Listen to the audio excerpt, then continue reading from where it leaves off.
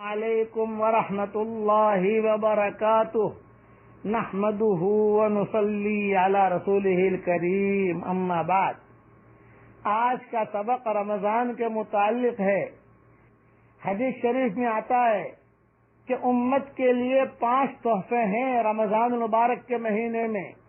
حضور اکرم صلی اللہ علیہ وسلم نے ارشاد فرمایا، میری امت کو رمضان شریف کے بارے میں 5 چیزیں مخصوص طور پر دی گئی ہیں جو پہلی امتوں کو نہیں ملی۔ نمبر 1، یہ کہ ان کے منہ کی بدبو اللہ تعالی کے نزدیک مشک سے زیادہ پسندیدہ ہے۔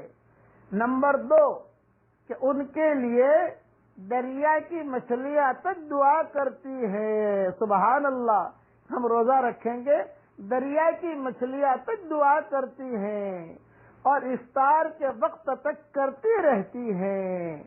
نمبر 3، جنت ہر روز ان کے لیے آراستہ کی جاتی ہے۔ پھر حق تعالی شانہ فرماتے ہیں کہ قریب ہے کہ میرے بندے دنیا کی مشقتیں اپنے اوپر سے پھینک کر اے جنت تیری طرف آویں۔ نمبر 4، اس میں سرکش شیاطین قید کر دیے جاتے ہیں کہ وہ رمضان میں ان برائیوں کی طرف نہیں پہنچ سکتے جن کی طرف غیر رمضان میں پہنچ سکتے ہیں۔ نمبر 5، رمضان کی آخری رات میں روزہ داروں کے لیے مغفرت کی جاتی ہے۔ صحابہ نے عرض کیا کہ یہ شب مغفرت شب قدر ہے؟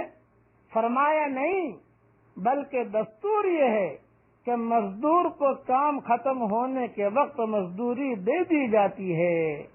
یہ حدیث امام احمد نے اور بزار نے اور بیہقی نے اپنی اپنی کتابوں میں لکھی ہے۔ کتنی بڑی فضیلت ہے! اس کے لیے اس مہینے کی قدر کرنے کی کوشش کیجیے۔ رمضان کے مہینے میں شیطان تو قید ہو جاتا ہے، لیکن اگر آدمی خود شیطان بن جائے تو وہ کہاں قید ہوگا؟ کوئی عورت اگر شیطان بن جائے رمضان کے مہینے میں، اس لیے اپنے آپ کو شیطان نہ بنائیے، اپنے بچوں کو بھی شیطان نہ بنائیے۔ رمضان کے مہینے میں عام طور سے بچے کرکٹ کھیلتے ہیں، عام طور سے پکنک منانے کے لیے جاتے ہیں۔ عام طور سے ہمارے یہاں بمبئی میں دیکھا گیا نریمن پوائنٹ پر جاتے ہیں، وہاں دیکھا گیا کہ بھیونڈی پہ جاتے ہیں، کہاں جا رہے تو ڈھابے پر جا رہے سب سحری کھانے کے لیے۔ لو صاحب، یہ رمضان کا مہینہ ڈھابوں پر جانے کا نہیں ہوتا، یہ رمضان کا مہینہ کھیل کود کا نہیں ہوتا، یہ رمضان کا مہینہ تو قدر کرنے کا ہوتا ہے۔